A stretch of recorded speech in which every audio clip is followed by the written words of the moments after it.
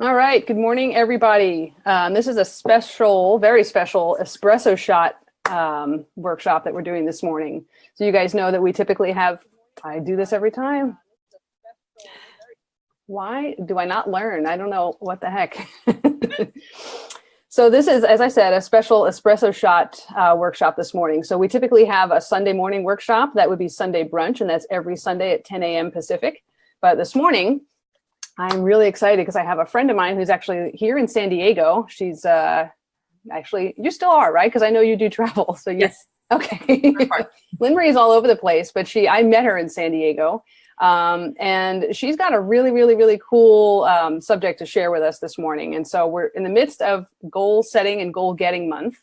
But Lynn Marie is going to have us take a look at our goals and really evaluate them and, just kind of look at them with a really critical lens to make sure that we're actually on the right path, that our goals are actually aligned with where we want to be going, to make sure beyond that, excuse me, that there's nothing getting in the way of those goals as well. So, there might be things that are kind of working against you and your plans.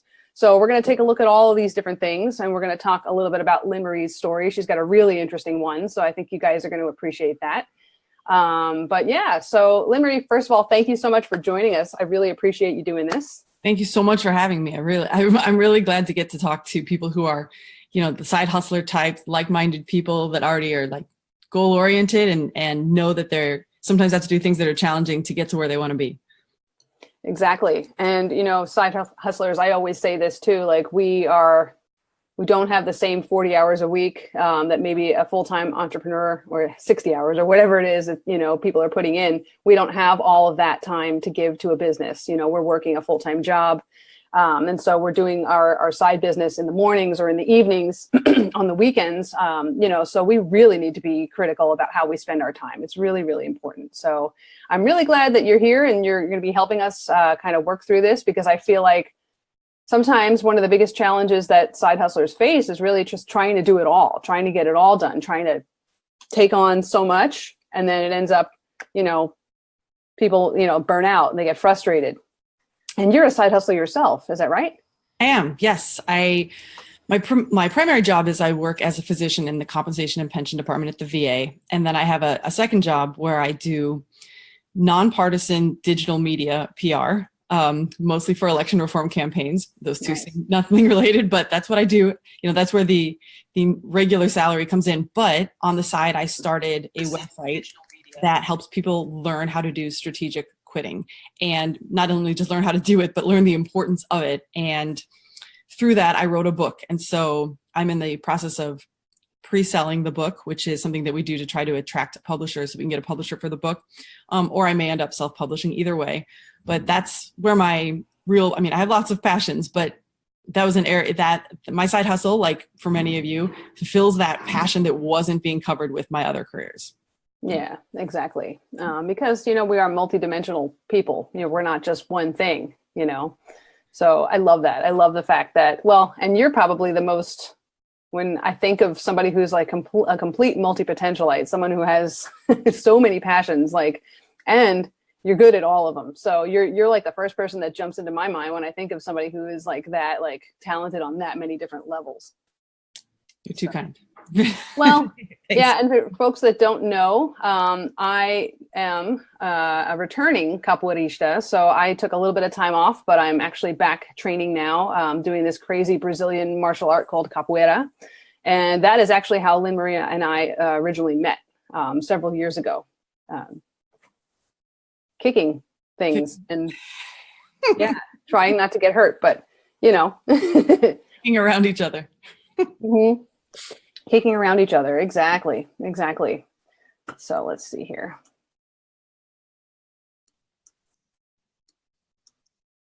All right. So if you're watching the replay, go ahead and drop an R in the comments here.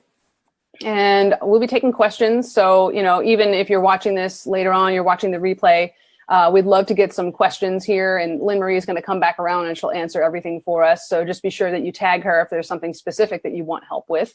But yeah, so aside from being a capoeirista, and a doctor and a lawyer and all these other good things. Lynn Marie is also the author of the new book, Quitting by Design, and she's going to tell us a little bit more. She's got a special offer for us that she's going to tell us about toward the end of the broadcast.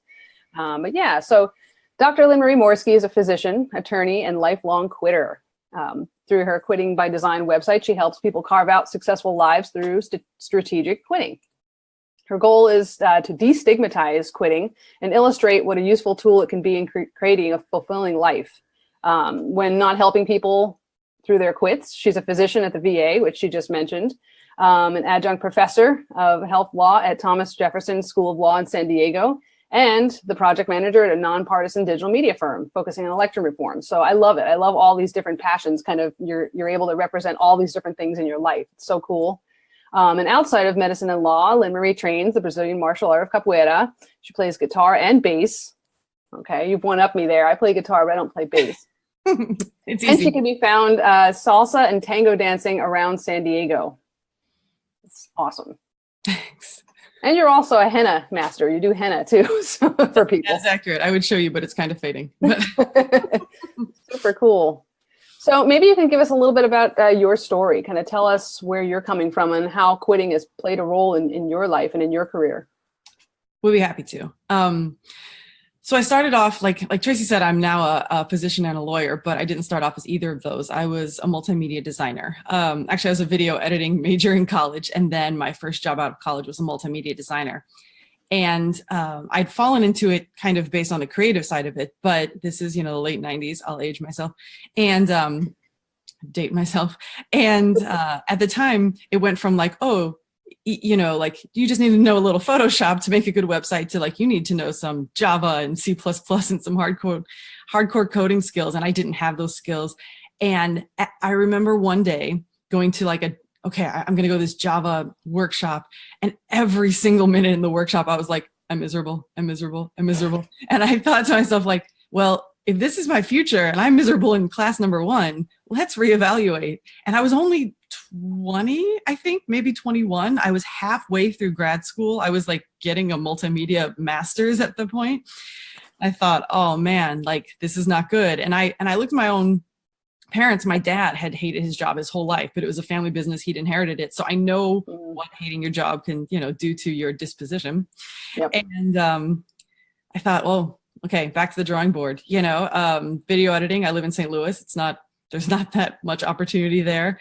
It's not Hollywood, and multimedia wasn't working. And so that was my first major quit. And a lot of things that took place during that quit gave me kind of the confidence and courage to make other significant quits in my life. At that point, I, told my dad, the person who had paid for my undergrad college education, like, I don't want to do this anymore. And luckily he was supportive and he said, well, figure out what you want to do. So I wrote down everything from florist, chiropractor, anything. Florist, really? Oh yeah. That's like, I don't know. I can't keep a flower alive in my own, but I decided that must be the opposite of, C++. It's just cutting flowers. It sounded really romantic. Yeah. No, I get you. Right? Like this is like a straight up blank slate. And I started looking at each thing and I was like, okay, financial security, yes, no, we did not grow up with a lot of money. And I was like, need more security than me being really bad at multimedia. And my dad, when I talked to him, he's like, I always thought you'd be a doctor or a lawyer. And I was like, okay, well, throw those on the list, maybe. and finally I kind of went through everything and I decided, well, sports medicine doctor is what I want to be. And it wasn't like, I just want to be a doctor. I was not going to make the same mistake twice. I was not going to pick the wrong career twice. So I didn't want to just go into medicine and hope that I liked one of the paths. I shadowed a sports medicine doctor, found out everything I thought I could about sports medicine. Yep. And, and I called my dad back and I was like, I'm going to become a doctor. And he's like, I meant lawyer, because he definitely thought I was never going to be able to handle the blood, et cetera. But I was on. And that path is long. I had not even done pre-med. So I had to do pre-med and then med school and then residency and fellowship, which total took a decade. And this is where the side hustle theme of goals comes in, because I had one singular goal, to become a sports medicine doctor. And the path there was 10 years. And I knew that going in. And to me, the sports medicine doctor life, was this light at the end of the tunnel. And I think a lot of the side hustlers have that. We think, okay, if we just have this one thing, which might be our goal is being able to quit our main hustle, or our goal is to get published, or whatever the goal is. But it's like a lot of times you just put your head down and you just barrel through without really reevaluating along the way. So I realized I was supposed to tell you my whole story, but really that's most of the important things come somewhere in that first beginning part where I had to have the courage to totally quit what I was doing, start something. I mean, who knew if I would get into medical school? Only 1 in 3 people actually gets accepted. I only got accepted to 1 out of 30 schools I applied to. So, that was a real leap of faith, and I got lucky. Preparation meets opportunity lucky, not just, I'm well aware. Yeah, I mean, don't sell yourself short. And I love that you said that, you shadowed somebody. You were not going to make the same mistake twice. And you shadowed a doctor, and you actually, really tried to do the thing that everybody tells you, all the career coaches tell you. And it's I did that. Yeah. Yeah. And what's funny is that I did that and it still failed, essentially. Because for our goal setting and goal evaluating introduction, as I'm in that 10-year path, I'm in pre-med, and I like pre-med because it's, nerdy school stuff. Love that. Great. Sign me up for more school. Then when I got to med school, I'm dissecting bodies. It's not as bad as I thought it would be. But then I get to the actual patient care, and I did not like it. And everybody else, we do rotations in medical school for 2 years. So every month you're doing a different specialty: urology, family medicine, gynecology, et cetera, radiology, pathology. I worked with a medical examiner at some point. Almost anything, you may want to do, you get to try out. Yeah. And I disliked all of them. Oh no. Yeah. And you would talk to your friends and be like, okay, what residency do you want? What specialty are you going to go into? And most of them would be like, I can't decide. I like them all. And I was like, oh. You're like, I can't decide. I don't like any of them. Right. I was like, well, no. I picked sports medicine 6 years ago. That's what I'm going to do. But sports medicine is a fellowship, which is a subspecialty of a specialty. So you have to go into something else first. And so I had to decide what's that thing I'm going to go into first. And the one that seemed like it would set me up best for family medicine or for sports medicine was family medicine. But I did my family medicine rotation. I didn't like that either. And I just kept saying to myself, and this is where I want the side hustlers to hear me. I kept saying, but when I get to sports medicine, it'll all be fine. At the end of that tunnel, at that light, all of this, annoyance that I have with and patients and the way that our healthcare system is set up and all these things, they'll be gone because I'll just be, standing on the sidelines of some sporting game in my little, Under Armour polo and waiting for somebody to, bruise themselves on the field, and I'll run out there and this is all going to be amazing. And that's where I'd like to start in telling people about, evaluating your goals is if you have that many signs of that, what I always say is, okay, there's a light at the end of the tunnel. That's how your goal is. But how painful is this tunnel? How long is this tunnel? Right now I'm promoting a book, and I'll be very candid about the fact that it requires a lot of self-promotion that is way outside of my comfort zone. Right. I'm not used to promoting myself. I'm politically active. I'm used to promoting other people or other campaigns. I do PR, but promoting myself feels really uncomfortable. But the pre-sale campaign is 30 days. My tunnel of discomfort is 30 days long. Can I handle that? Yes, of course. No problem. The medical, to get to sports medicine, that was a 10-year tunnel. And I never stopped and looked around. I never checked in with my gut. I just was I was just convinced that the end goal was going to be some kind of nirvana, totally different from how the tunnel was. And that's what I want you to look at, side hustle friends. Look at your goal. And if everything that you're having to do to get to that goal makes you queasy or anxious, or you're just not fond of it, or if the reason that, your side hustle isn't going very quickly is because you put it off to the end of the day because it's your least favorite thing. There you go. Yeah. It may be time to reevaluate whether that goal is the nirvana you think it's going to be.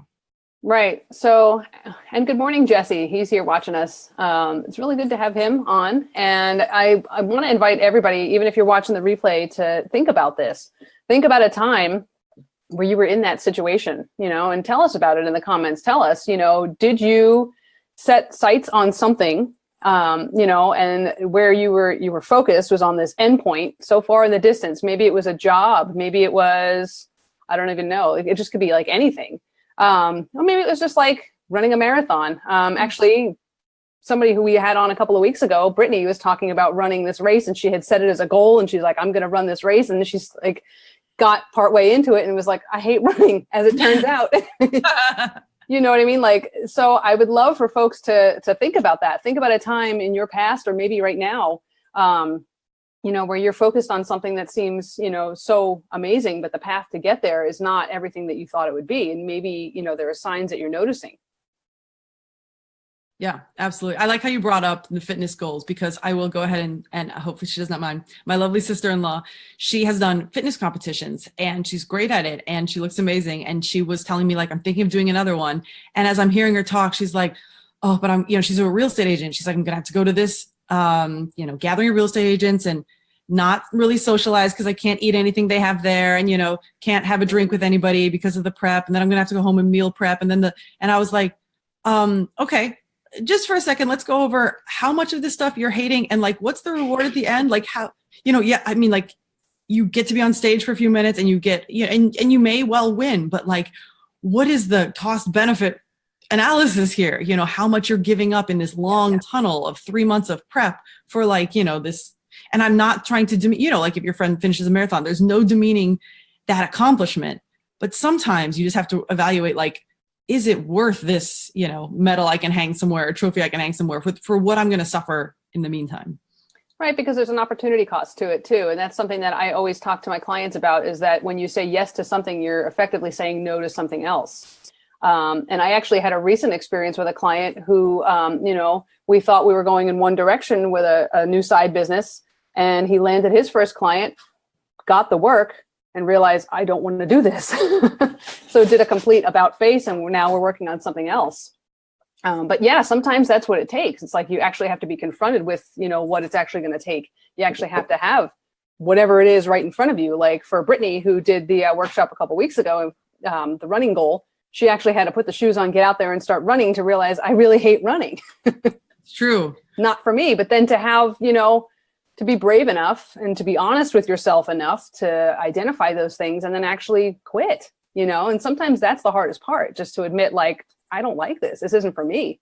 Yeah. I'm not going to have that medal hanging on my, whatever wall. Exactly. And that's one of the things that I go through in the book is, you may get to that point and you may realize you need to quit. And then there are all these blocks, a lot of 90% of them legitimate, but mental blocks. For example, like a lot of times quitting, like a marathon or whatever, that's not going to affect you financially. Probably, if anything, it will probably help you financially, because you're not going to be spending all the money on the marathon or the travel or the shoes, right, or whatever. The shoes.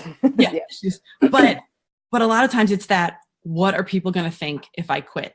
And Tracey did this cool thing in the lab that most of you probably saw, was she asked people for their first like knee-jerk reaction when they hear about quitting. And the majority of the responses were negative. And I love that, because it's a great, it gives me something that I can actually talk about, because if everybody's like, oh, quitting is just transformation, this would be a short combo. But that's what I like. I start off, the very beginning of my book talks about semantics. A friend of mine said, we've all lost something at some point in time in our lives, and nobody wants to walk around and be called a loser, but technically we have lost, like, that's great. I love that. Yeah. And I was like, that's true. And that's what's funny about the fact is that nobody does that. Like, I mean, have I lost a game of chess? Sure. Does anybody walk around like, Lynn Marie, what a loser? No, not that I know of. But when it comes to quitting, people think, oh, but if I quit this thing, I'll be a quitter. No, I mean, technically, semantically, yes, but you will also be a loser, but we all are. Like, we just, that's like, do you leave, like, how much do you focus on this one very small semantic thing? Mm-hmm. Or, and what's sad about, somehow the way that phrases stick in our society is this whole quitters never win, winners never quit thing is so prevalent and so repeated and so not true. That once people decide they're going to quit, then they're like, but I'm going to be a quitter, and quitters never win, winners never quit. And then it's like a downhill spiral from there. And like, if you got nothing else out of this conversation or reading the book or anything else, is that like that statement isn't true. And you can totally transform your thinking about quitting just by changing the semantics. Like it's transforming, if I was a doctor and I wanted to quit medicine altogether and do law, I would just be transforming my career. I would, oh, she's a quitter. No, like another great transformer. Yeah. If you go to, and that's cool. if you go to like Hollywood and you are a bartender because you're waiting for your big break, and then you get your big break, so you quit the bartending job. Is anybody like, oh, what a bartending quitter? No, they'll say you've made it. It's all just about how things are phrased. When you quit, those of you who make your side hustle into a main hustle and you quit your main job, is that what you're going to be focused on? Like, oh, what a quitter. They quit that job they hated. No, you have successfully hustled your way into a job you really like. So step one in combating the stigma is just like looking at semantically, like, no, quitting is just what we call it. And we've given a negative connotation to it, but it's super necessary. And there's nothing negative about it at all.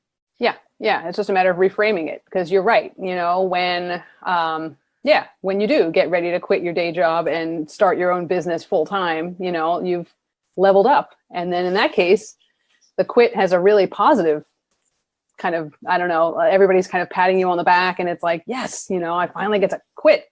Yeah. So it's all it's just the way that you look at it. But I know that probably most folks here can relate to this. Growing up, you probably always heard, like, don't be a quitter. Like I can remember, joining some sport or something as a kid and being like, I really hate this. And my parents being like, well, don't be a quitter. I'm like, yeah, you're right. I should probably stick with this thing that I just don't like. Yeah. Right. What kind of lesson does that teach us? And you know what? I think it's no wonder that most of us carry that into adulthood with us. Yeah, absolutely. And I always say to my parents, like, this is, one of the best things you ever did for me was never stop me from quitting. I tried softball. I have no coordination in any ball containing sport. And I went through one practice and I got nailed in the shoulder and everybody cheered like, yay, you stopped the ball. And I was like, quit. And like, seriously, like I made it through one thing of softball and then I got into gymnastics instead. And like you said, I love that you brought up opportunity costs. It's one of the two economic theories that I always bring up in quitting. I can't do softball and gymnastics. Gymnastics, I still use in capoeira today. I'm still flipping around at age. Yep, you're amazing. I gotta tell you. Softball, I could still be using it on some league, but I hated the first day of it. So I'm going to guess I wouldn't have loved the rest. Yep. And had I stuck with softball, I would not have been able to get into gymnastics. There's only so many hours in the day. We only have so much energy. Spend it on something that is a goal that's worthwhile. So folks, if you have a question for Lynn Marie, or if you want to share your experience of quitting, or if you are faced with something right now that's kind of on your mind or burning on your brain and you want to get Lynn Marie's advice or input on that, go ahead and put it in the comments. We're definitely here to have this be more of a conversation. And so we've got Ashley with us, and it looks like we have Emily joining us as well. So it's good to see you guys. Also, if you're enjoying this broadcast, feel free to hit that heart button, hit the like button. It's good for the algorithm. It allows us to boost this video up higher into folks' feeds so they can come and join us too. And Jesse said, I made the basketball team in grade school. I hated it, sucked at it. But my dad and coach were best friends. Oh, there are always obstacles. Yes, I say, like, if quitting were easy, I wouldn't have to write a book on it. People would just do it, and that'd be it. And nobody would be stuck in anything in life. A friend of mine called settling, and I put this right in the beginning of the book.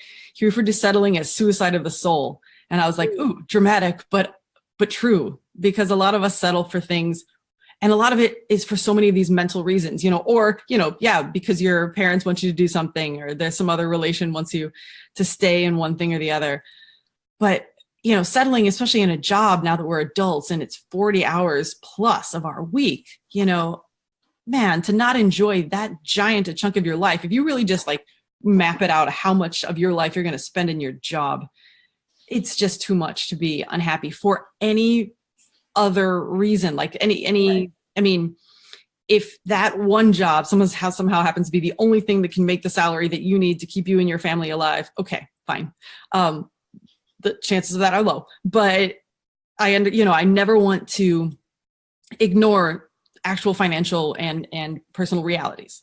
Like I don't by any means go say, okay, everybody quit everything you're doing. Just quit it now. Don't think about it. That's the whole point of strategic quitting, so that you end up in a better place than you are now. And not that you quit and you're like, I don't have that job anymore. Yay, but I'm homeless. Like, I don't want you to be in that situation anyway. We're looking at the Maslow's hierarchy of needs here. Like, you have to be fulfilled. You have to have food and shelter and all those things.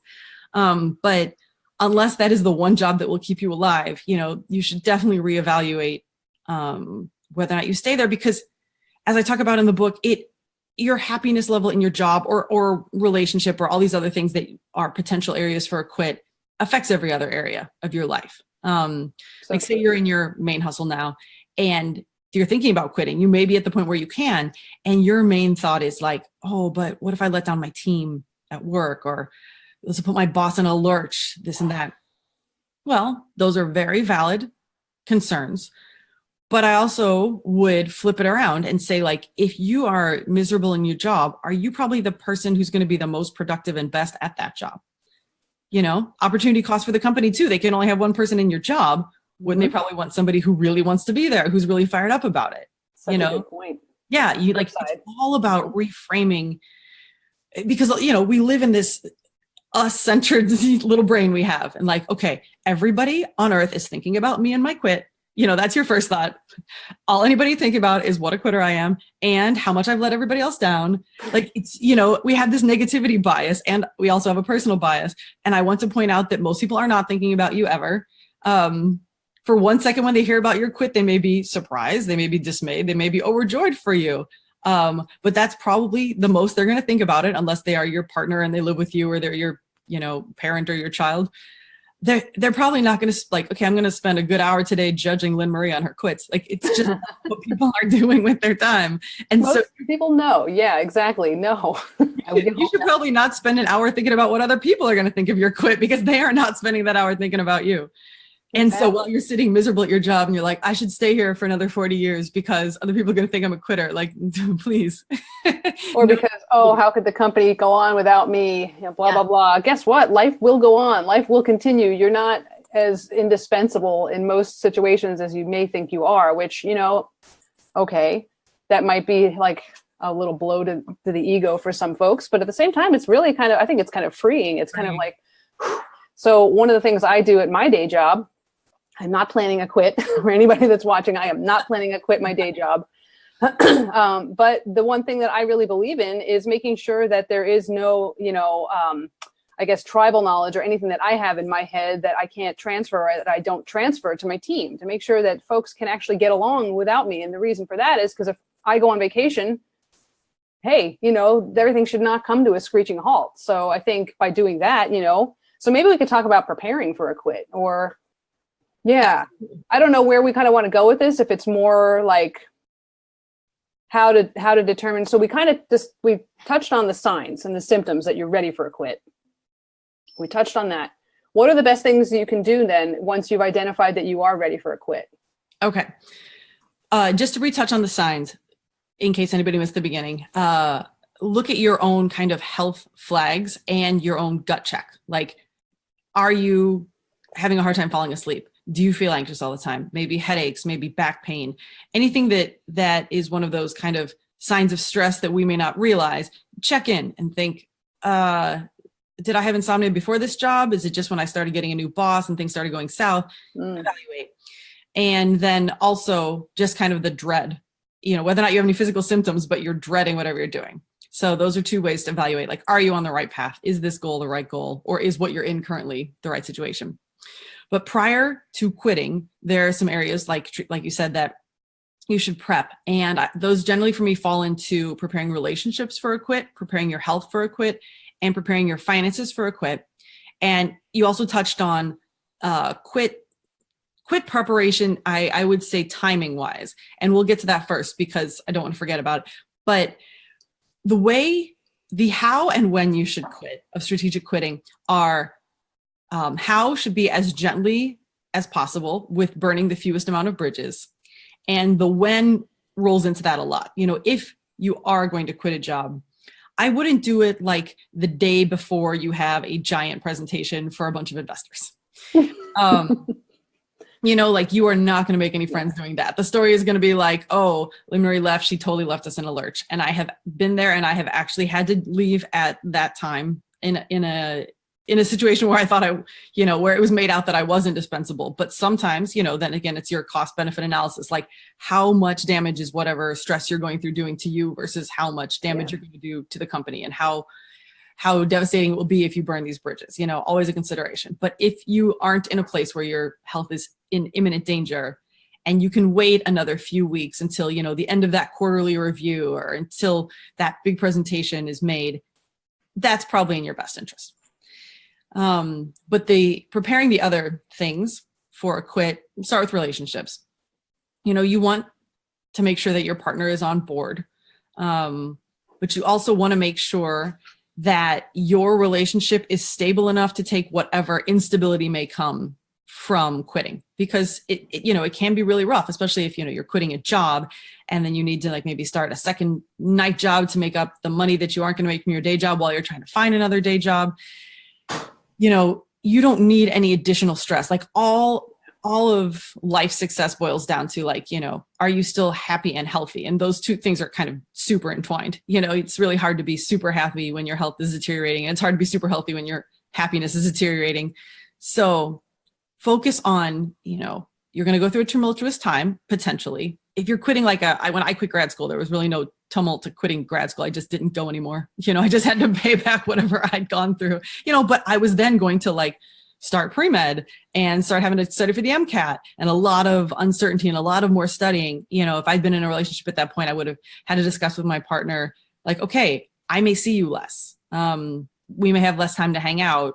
Are you on board with this goal? And that's when, a lot of people that I talk to today, they may be in fine relationships, but their partner's not necessarily, totally down with their new goal or a new direction they want to go to. And so then there's another quit you may have to evaluate, is this partnership going to be the best for me in my future if they don't support my goals? But get your relationships as stable and in order, and get your partner as much as you can on your, support team, because it's not going to be always easy. Preparing your health for a quit. Logistics. If you're quitting a job that gives you your health insurance, just on the most basic level, get every last exam you can before quitting. Just economically, please go get every blood panel that they want to draw on you. Just, do it. Get poked and prodded 4,000 times, because you may not know when you have insurance next. I mean, I buy my own. It doesn't come through work, and a lot of us can, but there may be lean times where you're not able to. So that's on the most basic level, get whatever you can done. But on another level, like I said, to make it through what's kind of a tumultuous, stressful time, often it's best that your health, for your happiness to be at its max, your health has to be at its max, which means you should have your sleeping schedule down.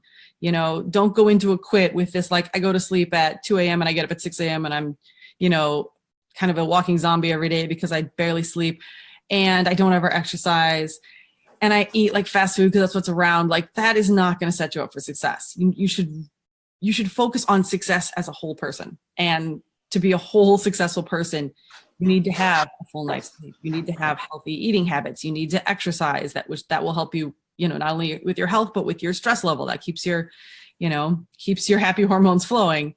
So health-wise, get everything in place before you make that quit. Don't make the quit and be okay, once I quit, I'm going to have time to get healthy. No, because then you're going to have to be job searching or whatever else is going to be your excuse for why you don't have time. Get it. That's a great point. Beforehand. Yeah. And then financially, I had the great fortune of having two. I am a quitter collector, let's say. And because I love when, friends come to me I quit this thing, I quit this other thing. So two of my friends were CPAs. And one became an actor. He's been on NBC. Very proud of him. Wow. And And the other is now a lead brewer at Mission Brewery. Oh, wow. Oh my gosh. Yeah, I know. Cool. You're a beer fan, so I figured you'd like that. Don't hide that. Yeah. Really wearing her Modern Times beer shirt. Oh yeah. Just call me out. I love it. So they both decided, I have a new passion in life. It is not finance. I am going to quit. And and they both quit successfully. And so I went to them and I said, you're finance guys, give me your best tips. And so the actor's tip was, look at what you're making in your current salaried job. Then take out taxes, take out, start doing the math. If you have a salary, but you're working 60 hours a week, then, use that 60 hours a week to do the math and look at what you're actually making per hour. And then use that to kind of help you re-examine what may be, let's say, beneath you in a job that you may need to take as a transition. If you're like, oh, I can't work as a barista. That's, I can't go to making $15 an hour, something low. You may not have been making that much more before, like once they took out everything from your paycheck, et cetera, et cetera.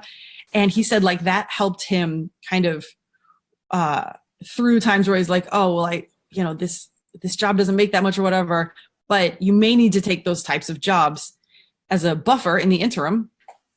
And he said, just kind of reevaluate how much of a pay cut that those jobs really are, and if it's all for the greater good, again, this gets back to your tunnel. If you're going to have to work as a barista for 10 years and you think the money is terrible and the lifestyle is terrible, then maybe not the choice for you, but right. That was his tip, is just look at what you may actually be making, and your interim jobs may not be that, and that maybe not even interim jobs. Maybe you want to be you're a doctor now and you want to be a florist, like we were talking about. And you're like, oh, but the pay cut, well, look, if you're working 60 jillion hours a week as a doctor and you get to work 35 as a florist, like the pay might not be that different when it comes down to hourly. Exactly. And then my friend who is the brewer, he gave what I love. One of my favorite tips is before quitting his CPA job, he worked to live off of half his salary. So, and I think I'll have to ask him, but I think it was at least 6 months that he did this, if not more. But this has two giant benefits. One, it shows you can. So that when you, if you take a big pay cut, if this is a job we're talking about, or you may be quitting a relationship or a marriage where the financial support came from the other partner. And so it may not just be quitting a job that affects your finances. You may need to prepare for a relationship quit of this type. And the same kind of thing might be helpful, like, live on half of your salary. It'll show you that you can. And then it'll give you a buffer, a cushion, a financial cushion for when you do quit, you have that half your salary from that 6 months or whatever to live off of while you're making the transition. Yeah. So I think those are some fairly concrete ways that you can make sure that the quit goes smoothly and successfully. Yeah, because I think oftentimes what ends up happening with a lot of folks who are making a leap, say, from a full-time job into going into business for themselves, is without sort of that runway, having runway savings for yourself, or being able to, show yourself that you can live on half of your original salary. If you don't have that and you don't have that kind of reserve, or you haven't prepared, then what ends up happening is with the new venture, whatever it is you're doing, if you're going into business with yourself, on your own now, you may not be able to give it as much time. You may not have as much time to let things get off the ground. You may not have, the 6 months to a year to really let the wheels start turning and momentum to start picking up. You may have to fold and give things up because you haven't prepared. Yeah. So that's the other thing. And that's the other reason why side hustling is so awesome. Well, there's a million reasons, but that's the other thing, is because you could actually get this thing started while you still are in a full-time job, and you could actually have, clients or have business coming in, and then be able to kind of, make those adjustments to where, now most of your income's coming from the side hustle, and the day job can go bye-bye because you've actually worked up to that point. Yeah, so exactly. I love that you brought that up. And the living on half your salary thing has been intriguing to me for a long time. Like, it's really been one of those things. There's actually, oh my God, I want to say Stacking Benjamins. They have a podcast, a blog and everything. They had a course on that a while ago that I picked up, and it's actually really cool. You can manage to do that. It's like, think about the possibilities, not only just for preparing for a quit, but just, maybe like getting ahead on some of your financial goals. So I love that. And I love that was the advice from the brewer. That's super cool. Yeah.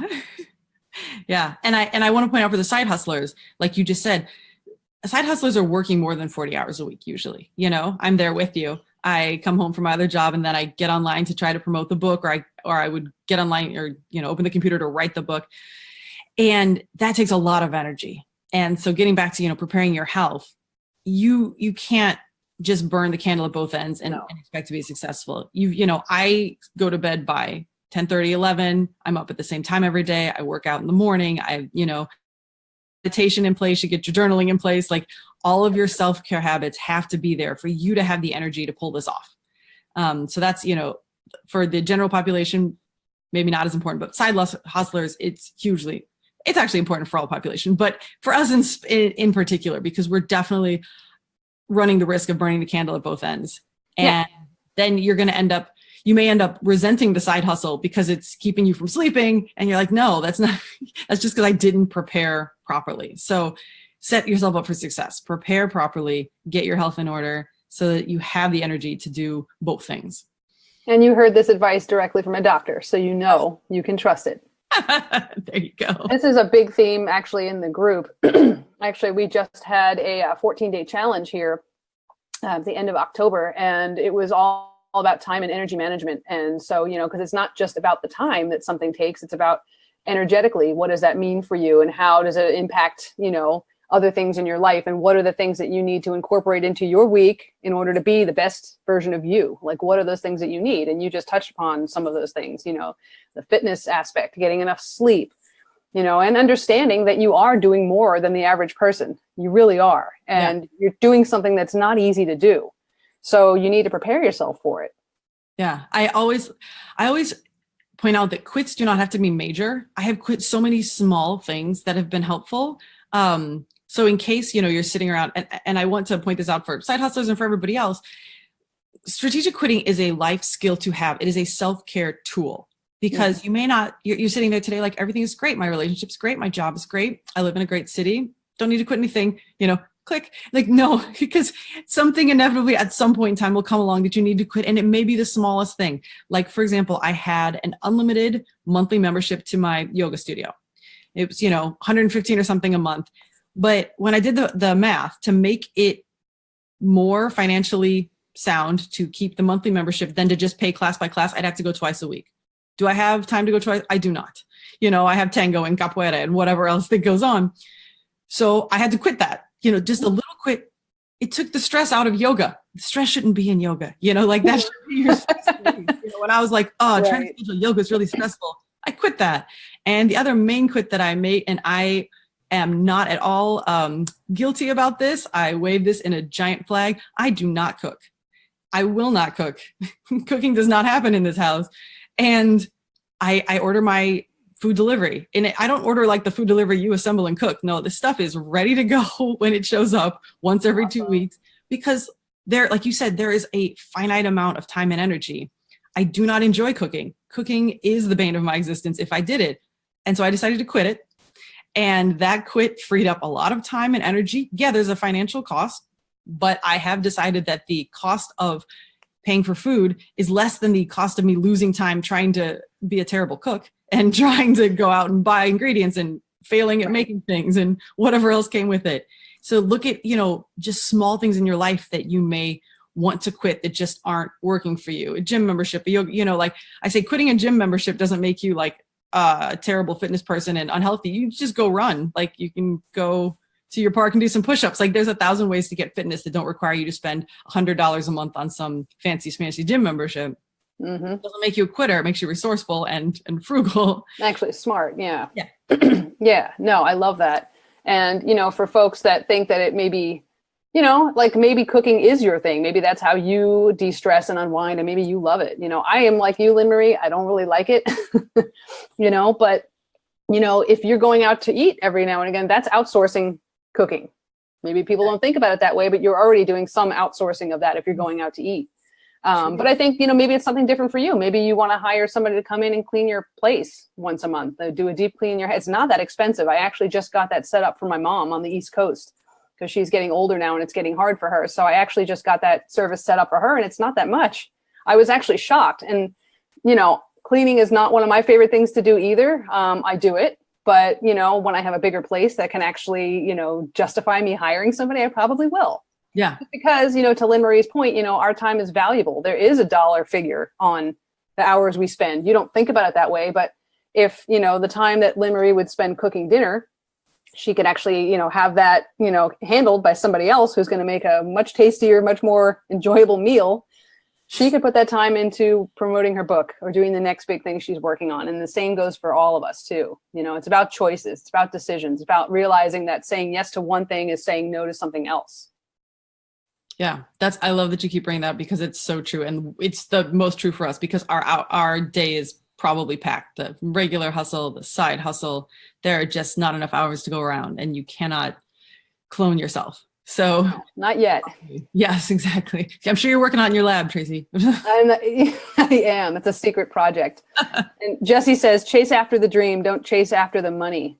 Yeah. And because there was something that you had said earlier too, as well. I think it might've been the brewer. Oh no, maybe it was your own example, but just going from being a doctor to being, you know, taking a huge pay cut to something that's doesn't pay as well, but you know, your quality of life, it means so much more, you know? Yeah. Absolutely. For folks that maybe take a job closer to home because it cuts their commute down and now they've got more time to spend on their side hustle. You know, there's so many different ways to look at this.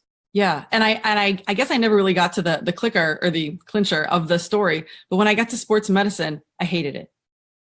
Like the entire, yeah. So there's that glamorous. You weren't able to wear the Under Armour and stand on the sidelines. And I had it. No, I had all of that. I was a sports medicine doc at the University of Arizona. I had my little blue, you know, made out of the nice material polo with my U of A logo here. I traveled to, you know, Stanford with the team and I stood on the sidelines and you could see me on ESPN like this.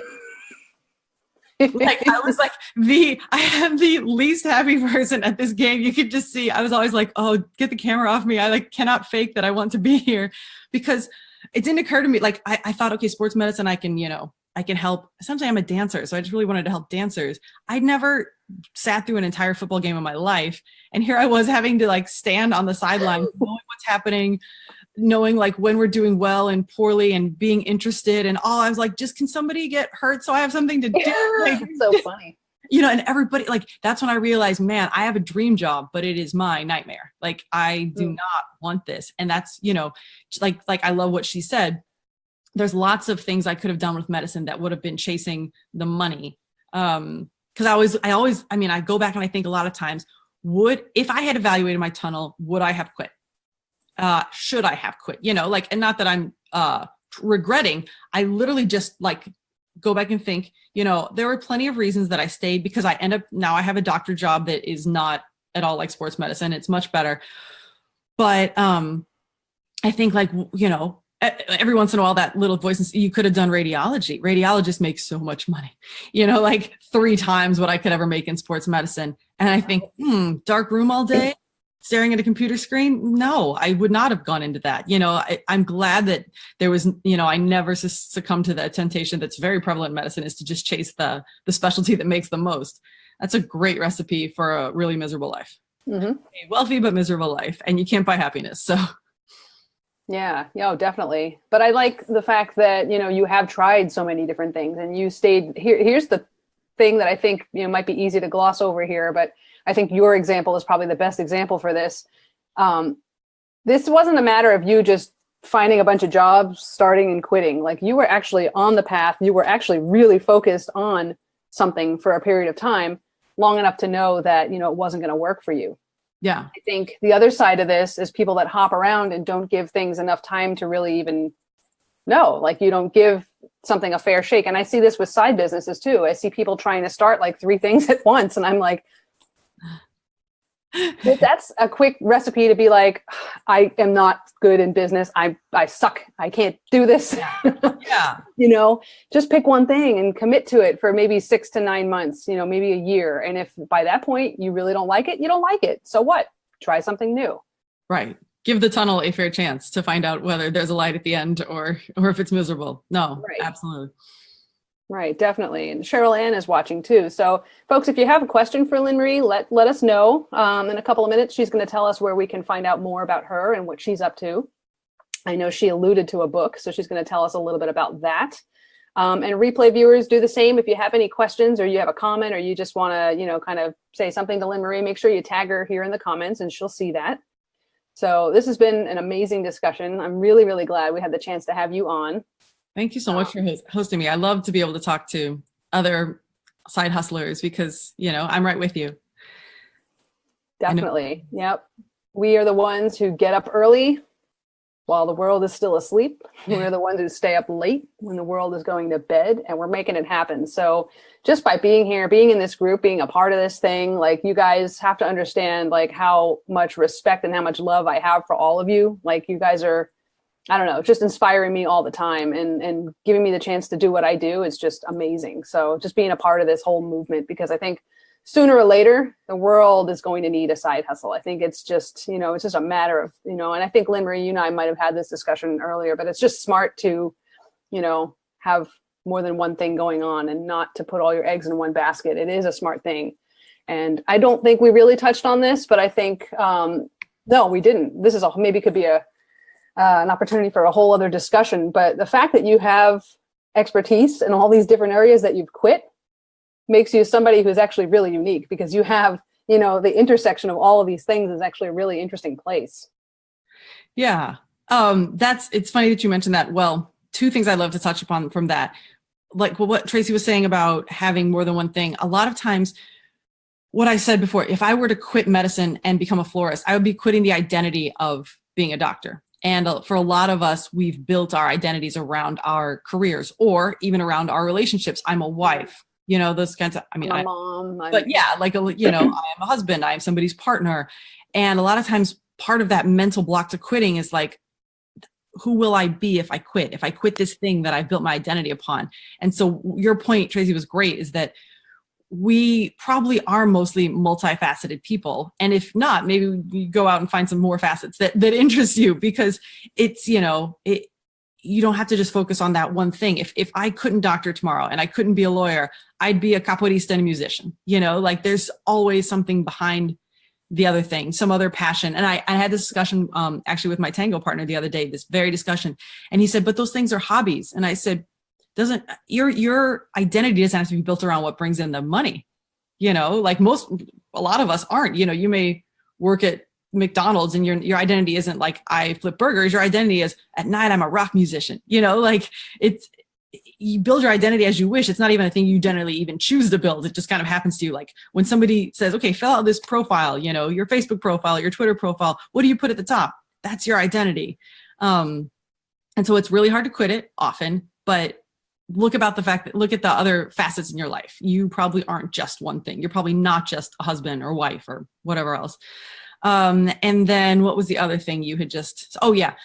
So being able to take what you learned along the way is huge. Mm-hmm. Everybody, who gets caught in thinking about what is called the sunk cost fallacy, which is like, oh, I sunk these years into this, I should sink more years into this, or else it's wasted. Yep. Absolutely not. Right. Nothing is wasted. Like, they even say this about, people say it a lot more about bad relationships. Like, oh, well, you learned something from that one that you'll take into the next one. But you learn something from everything you're going to take into the next thing, even if it's just that you learned you don't like doing that first thing. I was in a startup. I tried being like the full-time startup entrepreneur. I did not like it. I did not like having zero financial security, having to work 24/7. It's like, there were just things that were different from a side hustle that were way too out of my comfort zone, too stressful. And it's not like I don't look at myself as a weak person because I didn't like those. They just weren't for me. And so now if somebody came up and like, would you like to be in my startup? I would have to say no, because I have learned from my, quitting a startup before that that's not for me. So the only way to have wasted any time in something that you later quit is if you learned nothing from it. And I can say with, a lot of certainty that you probably learned something, if it's a skill, like, somebody, I called one of my friends the other day and said, oh, this is what I'm doing. I now do this digital media. And he proclaimed, you finally are using your bachelor's degree. Yes, which is true. Like, for 20 years, all the skills I learned back in, media communications went dormant. I mean, I could make a great Facebook post, but like, it was not that helpful in my career. And now suddenly I'm doing this stuff almost full time. And so it's something I learned years ago. And so if you want to think, oh, but this is wasted, you don't know in 20 years what you're going to be using and not using. Have faith that you did that for a reason. You learned what don't ignore the lessons you learned. Like, don't go to another startup if you're me and be like, yeah, no, I can do it this time. No, learn from your quits. That's all part of strategic quitting. learn from your experiences, and learn from your quits so that you're more multifaceted, more skilled, and more able to make decisions in the future that will lead you to things that you're not going to want to quit. Exactly. Making the most informed decision that you can. But I think even before that step, it requires an amount of self-awareness, a degree of self-awareness where you're actually, kind of you're able to see yourself, you're in the situation, you're able to see yourself and what's happening to you and how you're feeling and what those things mean. So Lynn Marie was able to point to the fact with the startups that it was just the hours was one, and two was just the instability. It was just kind of too hectic. Some people really thrive in that, but she knows, like for herself, that isn't going to work. And I know for myself that wouldn't work. But, the only way that we can kind of know that sometimes is just by paying attention to ourselves and how we're reacting to certain situations. Yeah, that's what I say. I gave a talk at a kind of like a wellness fair a week ago. And I said, this is a self-care skill, just the ability to not ignore your body when it's telling you things, because it will tell you before anything else that you're in a situation you need to quit. Your stomach is ill or you feel anxious. Your heart is, for me in medicine, my heart was always racing. And what did I do? I treated it with some drugs instead of like paying attention to like, oh, you don't actually have a heart condition. You just hate doing this. So please pay attention. People are getting better at this, but like the gut feeling is not nothing. There's an entire nervous system in your gut that talks to your brain that is trying to tell you as loudly as it can before you get really sick, don't do this anymore. Yeah. Jesse says, sometimes the biggest mistakes you make are life's best lessons.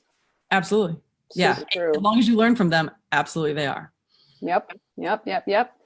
Well, we're going to get ready to wrap up, but I want Lynn Marie to tell us what you have going on. Tell us a little bit more about the book and, what's happening in your world. Okay. Well, most importantly. Yeah. I have a website over at quittingbydesign.com. It's the same name as my book.